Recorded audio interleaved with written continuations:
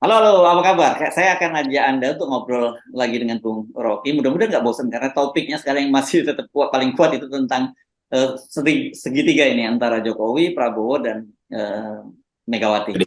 Ya, Hmm. PDIP, ya tempatnya PDIP lah. Sekarang karena Ibu Megawati kelihatannya lebih banyak direpresentasikan oleh Puan Maharani ya, Bung Rocky ya kalau Ya, statementnya ya. Dan yang menarik kemarin itu kan berlangsung deklarasi Prabu. Ini kelihatannya Prabowo Budiman. Saya tadinya naik siapa Budiman? Oh, rupanya Budiman Sujatmiko. Dan ini dilakukan di Semarang ya. Artinya orang kemudian menyebut ini di halaman muka dari Ganjar Pranowo. Saya kira ini menarik karena semula Hasto tetap menyatakan bahwa enggak, itu dia tetap dia tetap loyal pada PDIP. Tapi dengan deklarasi yang kemudian bentuk dari pusat sampai daerah, karena relawan Prabu itu ya nggak ada kata lain, sebenarnya ini sudah memblok ya Budiman ini kan. Dan saya kira kita tunggu apakah hal yang sama juga akan dilakukan oleh Effendi Simbolon misalnya, yang sudah pasti tidak nyalon lagi gitu, atau tidak nyalon atau tidak dicalonkan, saya tidak tahu tepatnya seperti apa, dan kita belum tahu kemungkinan ada pembolotan-pembolotan semacam itu. Nah, kita bicara soal pembolotan kali ini, Bung Rocky. ya kalau kita lihat komposisi ideologi di PDIP, memang dari awal ini partai ya seolah-olah Soekarnois. Tetapi kita tahu bahwa apapun PDIP itu hanya diingat sebagai partainya Bung Karno, itu intinya tuh. Ya, Jadi ada aspek kiri di situ, aspek sosialistis di situ. Nah, Budiman ada di dalam versi itu sebetulnya tuh.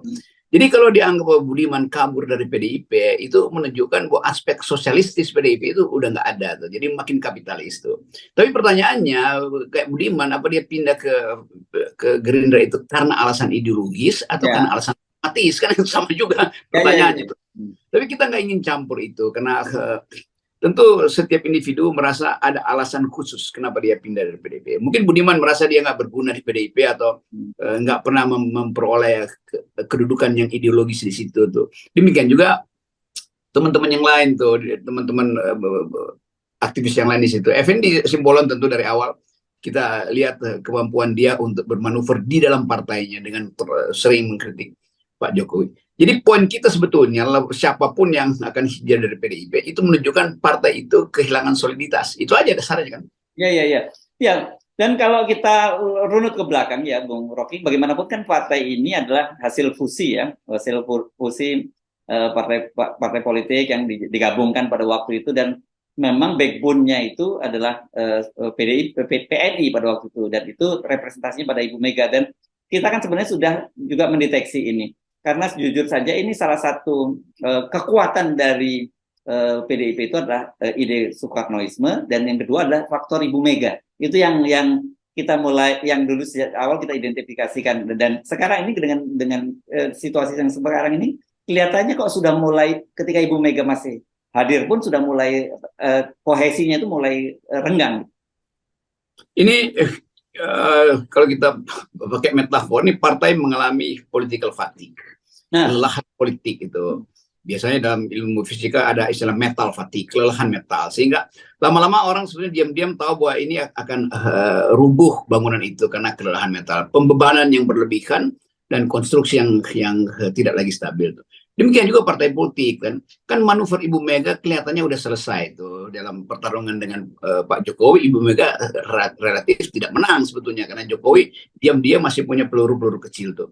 Jadi mungkin para aktivis melihat bahwa ya PDIP sebetulnya sudah apa namanya, sudah senja itu, sebentar lagi maghrib atau tenggelam di dalam spektrum politik kita tuh. Yang harus kita katakan bahwa memang Ibu Mega akhirnya sendirian itu memimpin partai itu kan. Terlalu jauh jaraknya dengan kayak Hasto. Ya Hasto kan sebetulnya administrator aja tuh, yang mungkin dekat dengan salah satu think tank di negeri ini. Lalu mulai merasa ya udah, kalau Ibu Mega tidak lagi mampu untuk secara bijak mengendalikan partai, diambil alih oleh Hasto. Dia terlihat Hasto terlalu terlalu ambisius atau terlalu tampil kuat di situ. Tetapi bukan tampil dengan ide Soekarno, itu kan ditempelkan aja kan. Dan kita bisa baca misalnya tuh di PDIP berapa banyak orang yang penghasilan itu di atas 2 miliar, itu standar minimal untuk mengatakan orang kaya misalnya. Itu ribuan, ada yang punya triliunan bahkan tuh. Dan tokoh-tokoh PDIP bukan orang miskin lagi sekarang tuh. Jadi sebetulnya ide Soekarno tentang wong cili, marxisme itu hilang di dalam pertarungan atau tukar tambah politik PDIP. 10 tahun memerintah itu artinya ada akumulasi kapital. kader-kadernya kalau kita baca sebetulnya banyak yang outsource hanya karena amplopnya lebih tebal daripada kader intinya itu. Jadi keadaan di dalam PDIP menunjukkan ini partai kehilangan orientasi ideologi, itu dasarnya tuh.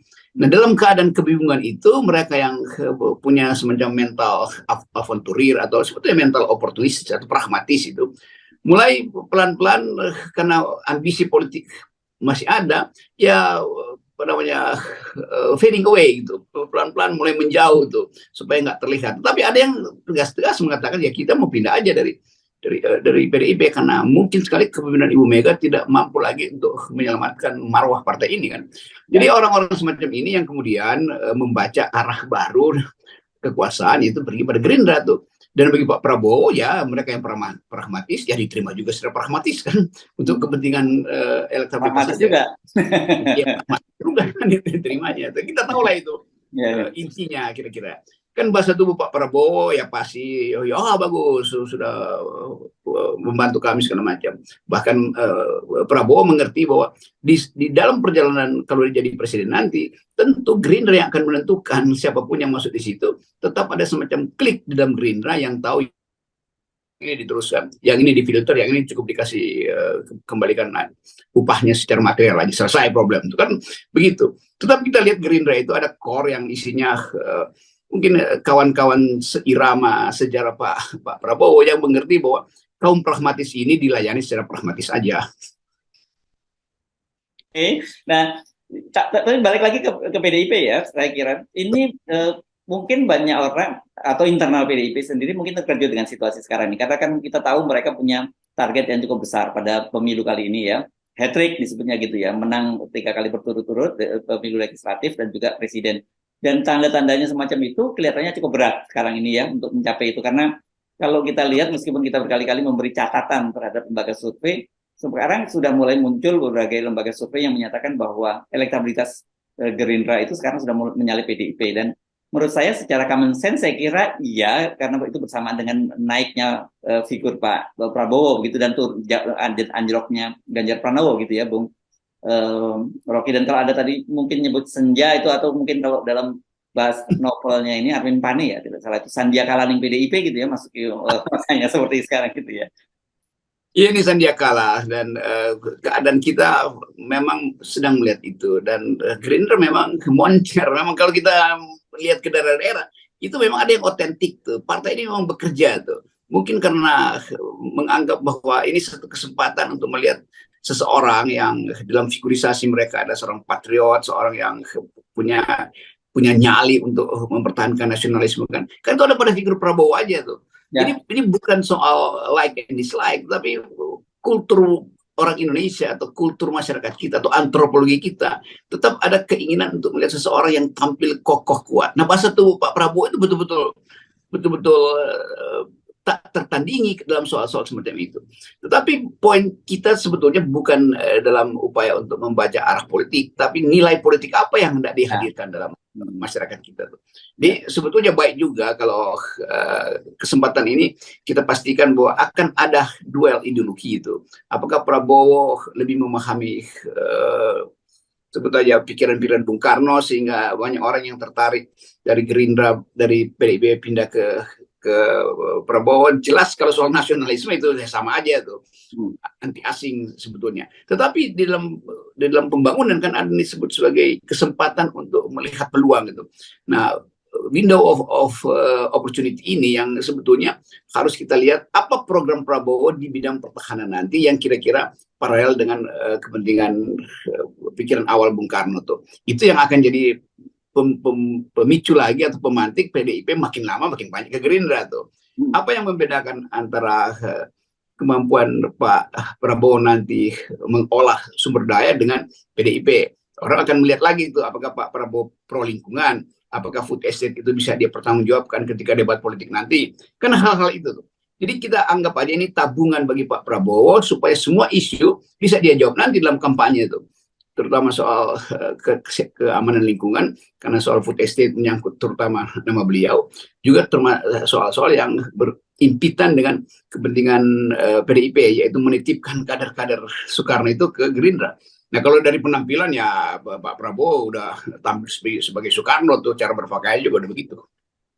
Oke, tapi sekarang ini justru orang akhirnya melihat bahwa ya pertarungan ini, kalau apalagi kalau secara ideologis gitu ya, karena Pak Prabowo kan selalu menyatakan bahwa dia akan meneruskan legacy atau pembangunan yang akan oleh Pak Jokowi, dan kemudian Anies yang menyatakan perubahan. Ya sekarang ini pertarungannya mau tidak mau publik hanya melihat bukan lagi Ganjar dalam pertarungan itu, tapi justru Anies dengan Pak Prabowo, dan saya kira justru lebih mudah buat pemilih ya untuk membedakan itu.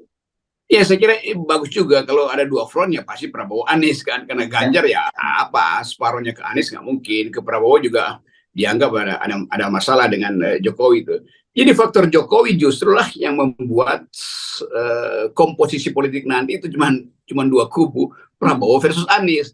Jadi masyarakat Indonesia mesti melihat efek yang tak terduga dari cawe-cawe Jokowi memungkinkan Anies untuk jadi penantang Prabowo atau sebaliknya tuh. Tapi Pak Prabowo juga pernah mengatakan bahwa memang lebih baik saya head to head dengan Anies itu kan. Jadi bagi Prabowo mungkin yang nggak ada soal tuh, mau Ganjar juga boleh, Anies juga boleh, gabung juga boleh. Karena Gerindra betul-betul percaya diri bahwa mereka ada di atas angin tuh dan berupaya untuk mempertahankan supaya arah angin itu tetap ke Garuda merahnya Gerindra. Ya, iya, iya, iya. Dan saya kira ini yang sekali lagi saya sampaikan tadi, harusnya memang buat masyarakat itu kita dapat yang seperti itu ya, gagasan jangan setengah-setengah begitu ya. Kalau ini semuanya pilihannya meneruskan Pak Jokowi, ya itu sebenarnya bukan pemilu kalau misalnya Ganjar dengan Pak Prabowo. Tapi harus ada penantangnya, dengan cara begitu kita bisa dapat dialektika yang menarik.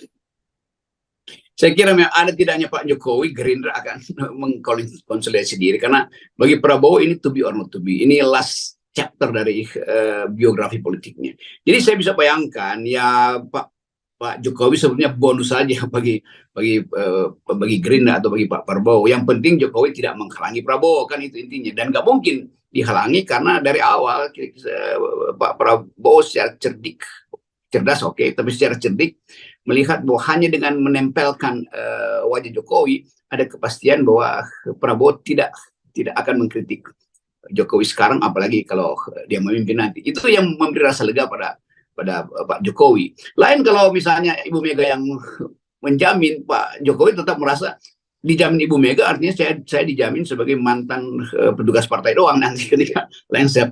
Jadi psikologi itu bekerja. Dengan kata lain, sejarah akhirnya menerobos seluruh kemacetan politik ini dengan membelah paradigmanya, itu paradigma Anies yang mau berubah atau paradigma Prabowo yang mempertahankan banyak hal yang diprestasikan oleh Pak Jokowi. Tetapi sekali lagi ini adalah permainan gimmick politik sebelum terjadi pemilihan presiden. Ya. Kalau Anies jadi presiden ya ada juga pasti mungkin bagian-bagian IKN atau proyek-proyek strategis Jokowi yang diteruskan Anies. Jadi nggak mungkin kita bayangkan bahwa Anies akan berubah secara total. Demikian juga Pak Prabowo, nggak mungkin Pak Prabowo akan melanjutkan secara sempurna proyek Pak Jokowi. Karena ini soal anggaran, dan anggaran APBN itu adalah batas dari ambisi politik. Ya, dan bacaan Anda ini kelihatannya kendati PDIP lewat Puan memberikan semacam katakanlah bonus pada Pak Jokowi. Oke, kalau tetap bersama dengan PDIP, Gibran yang jadi calon wakil presidennya Ganjar tidak lagi cukup menarik ya buat Pak Jokowi ya. Itu nggak menarik karena bagi Pak Jokowi psikologinya udah terluka tuh. Karena yo balik lagi deh, iya tapi saya balik sebagai petugas partai doang. Nanti setelah saya lengser saya disebut sebagai mantan petugas partai PDIP yang lengser kan. Kan itu hal yang psikologis yang kita nggak mungkin survei itu batinnya Presiden Jokowi ketika harus terus-menerus menerima semacam ya sebut aja dalam tanda petik itu pelecehan dari PDIP melalui Ibu Mega. Mungkin Ibu Mega nggak anggap itu pelecehan, tapi bagi Pak Jokowi yang sudah punya ambisi untuk bahkan jadi presiden 3 periode, itu kan ditegur nggak cukup 2 periode aja. Itu juga goresan bukan pada Jokowi aja tapi pada keluarga dia. Ya, ya. Sementara kalau bersama dengan Pak Prabowo, dia disebut guru, disebut presiden yang terbaik, dan yang mengimplementasikan ekonomi Pancasila. Wah kan ini dahsyat banget ini. Dalam bahasa dia diuongke begitu ya oleh Prabowo. Ya. Iya, kemampuan retorika Prabowo memang melampaui. Kita nggak mungkin menganggap bahwa itu tidak datang dari kepentingan politik yang dihitung. Jadi kalkulasi Gerindra selalu kuat dalam soal itu. Oke, baik, terima kasih Bung Rocky. Sampai ketemu lagi 0% ya. 0% yang paling kuat. Yes, thank you. Iya. Yeah.